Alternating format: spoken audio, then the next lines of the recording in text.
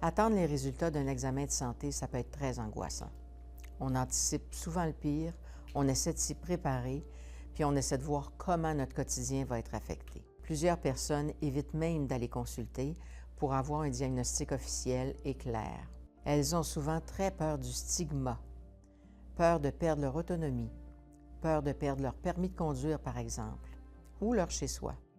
Cet évitement, qu'on peut comprendre, n'est toutefois pas sans conséquences parce que la progression de plusieurs maladies et troubles neurocognitifs peut être ralentie si la prise en charge se fait rapidement.